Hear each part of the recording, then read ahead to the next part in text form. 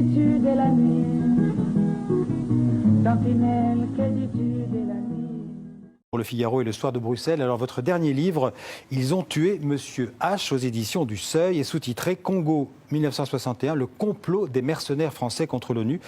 La thèse de votre livre, après plus de 3 ans d'enquête, c'est d'essayer de prouver que la mort en septembre 61 du secrétaire général de l'ONU, Dag Hammarskjöld, il était suédois, dans le crash de son avion à quelques kilomètres du Congo, de la RDC actuelle, n'était pas un accident, mais un assassinat. Alors, on va essayer de prendre cette histoire depuis le début. Qui était Monsieur H, qui était Dag Hammarskjöld? Il était le 2e secrétaire général des Nations Unies. Il avait été nommé en 1953 par les grandes puissances. Et l'Angleterre, la France, les États-Unis pensaient à l'époque avoir affaire à un petit fonctionnaire sans relief. Et c'est un homme de caractère. Et il s'est avéré être un homme à fort caractère, qui avait des vues très, très ambitieuses pour les Nations Unies dans le monde de la guerre froide.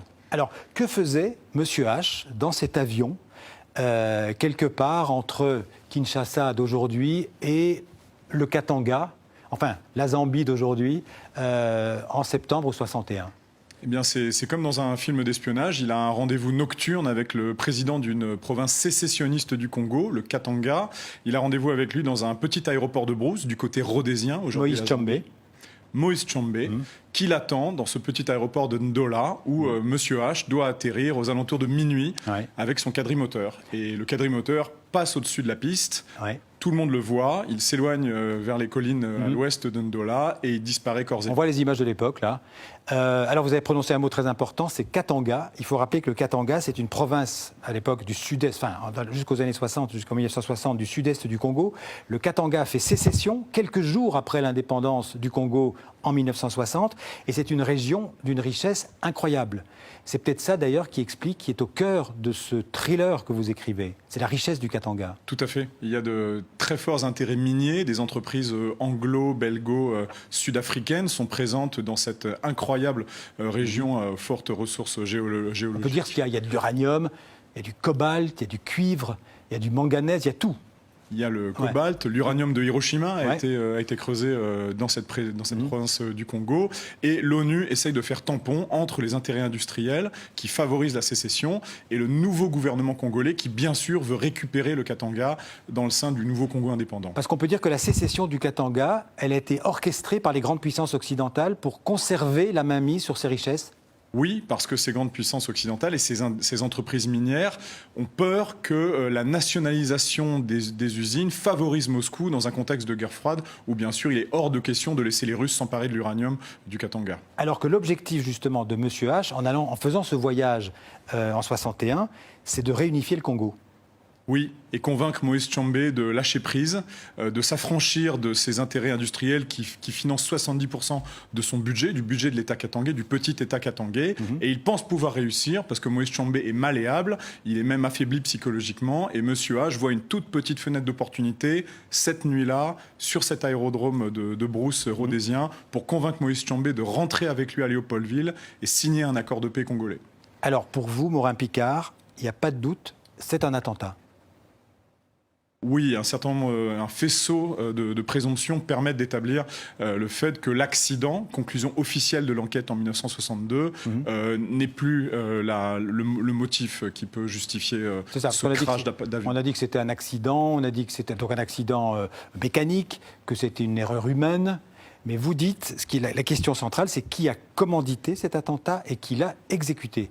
Alors, qui a commandité, selon vous, l'attentat contre le secrétaire général de l'ONU? C'est quand même assez énorme. C'est comme si aujourd'hui, des puissances se liguaient pour tuer le secrétaire général de l'ONU. C'est ce qui s'est passé en 61. On peut subodorer que c'est ce qui s'est passé. 58 ans plus tard, on a des archives qui émergent au compte-gouttes, malgré un énorme magma d'archives non déclassifiées. On trouve des choses maintenant dans les archives belges, anglaises. On trouve des dirigeants occidentaux qui sont très hostiles à Dag Hammarskjöld et qui expriment cette hostilité dans certains télégrammes diplomatiques et qui disent qu'il faut faire quelque chose contre cet enquiquineur qui dirige les Nations Unies. Est-ce que vous pouvez être un petit peu plus précis? Quels sont ces dirigeants étrangers, occidentaux, qui veulent la peau de Dag Hammarskjöld? Eh bien, on peut mettre dans le même panier le gouvernement britannique de Harold Macmillan, qui a une dent très sérieuse contre Dag Hammarskjöld. Le général de Gaulle en France, qui n'a absolument pas digéré le fiasco de l'expédition franco-britannique de Suez en 1956, puisque c'est Dag Hammarskjöld qui est intervenu sur le terrain pour faire établir un cessez-le-feu avec Nasser en Égypte. Nasser qui avait voulu, ça n'a rien à voir avec votre livre, mais qui avait voulu nationaliser le canal de Suez. Oui. Ça s'est terminé par une expédition franco-britannique qui s'est cassé les dents. Et donc, De Gaulle s'en souvient. Les Français et les Anglais se souviennent que Dag Hammarskjöld les a forcés à réembarquer en imposant ce cessez-le-feu. De Gaulle n'a pas du tout apprécié que Dag Hammarskjöld veuille saisir le Conseil de sécurité sur les problèmes de police en Algérie, ce qu'on n'appelle pas encore la guerre d'Algérie. Et puis il y a eu la crise de Bizerte, 2 mois avant la mort de Hammarskjöld, où Hammarskjöld, encore une fois, est allé en Tunisie sur le terrain et s'est fait physiquement secouer par les parachutistes français. Donc Hammarskjöld essayait de maintenir une sorte d'équilibre entre l'Est et l'Ouest, entre les pays communistes et les pays occidentaux. C'est ça que les pays occidentaux n'ont pas supporté. C'est même plus que ça. Il pense que l'ONU est une troisième voie dans un contexte de décolonisation où l'ONU, les Nations Unies, les nouveaux casques bleus qui viennent d'être inventés littéralement, vont pouvoir faire tampon et éviter que chaque bloc de l'Est et de l'Ouest puisse récupérer des proies comme le Congo avec ses fabuleuses richesses minières. Des casques bleus qui se battent d'ailleurs sur le terrain beaucoup plus qu'aujourd'hui. Ils sont vraiment au combat, ils se battent contre les mercenaires qui entourent le gouvernement katangais sécessionniste. C'est ça, et il y a une petite poignée de mercenaires français, des soldats d'élite débarqués d'Algérie et qui ont dressé, comme je l'ai découvert dans les archives de l'ONU à New York, une liste noire de dirigeants de l'ONU à abattre. Alors, les mercenaires français, ils sont sur le titre de votre livre. Ces mercenaires français, ce ne sont pas eux qui ont tué directement Hammarskjöld. Vous dites plutôt que c'est un mercenaire allemand qui était au volant d'un bimoteur, aidé par ces mercenaires français au sol. Expliquez-nous ce qui s'est passé, d'après vous, cette nuit-là. Mes recherches me permettent d'affirmer qu'il y avait une équipe au sol et une équipe en l'air. L'équipe en l'air, on retrouve maintenant la trace d'un Dornier 28, un petit bimoteur à atterrissage et décollage court, piloté par un ancien pilote de chasse nazi de nuit qui s'appelait Heinrich Schäfer. Et on retrouve aussi la trace d'une équipe française au sol, 3 ou 4 officiers français mercenaires disposant de Land Rover et d'équipements radio sophistiqués. Et il y a malheureusement, ou heureusement pourrait-on dire, des témoins qui sont restés silencieux pendant plus de 50 ans, qui confirment effectivement la présence d'une équipe au sol avec du matériel radio sophistiqué. Et donc ce mercenaire allemand, Heinrich Schäfer, il est inconnu au bataillon. D'ailleurs, quand on regarde sur Internet, on trouve très peu de choses sur lui. C'est un homme très discret. Vous dites qu'en fait, il a mitraillé en fait l'avion, le DC-6 du secrétaire général de l'ONU. Ça, c'est ce que les témoins noirs qui ont été négligés à l'époque ont dit très clairement. Un petit avion apparaît au-dessus du gros avion, celui de l'ONU. Des gerbes lumineuses partent du petit avion vers le gros avion. Et l'aile gauche du gros avion, du DC-6 de Dag Hammarskjöld, s'enflamme, s'embrase.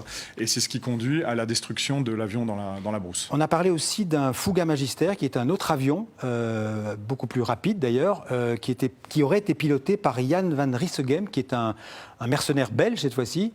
Lui, qu'est-ce qu'il a à voir dans le crash de l'avion? Rien? Alors, ce qu'on appelle la piste du Fouga, elle a été poursuivie pendant plus de 50 ans par un diplomate français, Claude de Kemoularia, sur son temps libre, pourrait-on dire, de manière très discrète, parce qu'il avait des responsabilités. Et on a longtemps cru qu'un Fouga Magister isolé, vendu par la France au Katanga, de manière tout à fait clandestine, avait pu faire le coup. Son pilote était surnommé le rôdeur solitaire, puisqu'il s'en prenait aux convois de l'ONU et aux aérodromes de l'ONU le jour et la nuit. Et ce fameux Jan van Rissegem est soupçonné depuis plus d'un demi-siècle d'être celui qui a abattu l'avion de l'ONU. Le seul problème, c'est que Van Rissegem, comme des archives belges récemment déclassifiées nous le prouvent, était encore en Belgique la veille du crash. Et il est difficile d'imaginer qu'en 24 heures, il ait pu rallier l'Afrique centrale, monter dans un Fouga Magister, décoller de nuit et abattre, intercepter le DC-6 de Dag Hammarskjöld. Est-ce que M. H, Dag Hammarskjöld, savait se sentait menacé? Oui. Ses subordonnés, ses collaborateurs à Léopoldville, 1 heure encore avant le décollage, essaye de le convaincre de ne pas décoller parce qu'il n'y a pas d'escorte de chasse pour son appareil et il y a ce fameux rôdeur solitaire qui est en maraude au-dessus des cieux katangais. Dag Hammarskjöld répond à ses collaborateurs, ils n'oseront jamais s'en prendre au secrétaire général de l'ONU. Et il sait que le danger est maximal. Comment est-ce que vous avez travaillé? Vous avez enquêté, vous avez rencontré des témoins, vous avez eu accès à des archives, vous présentez des preuves?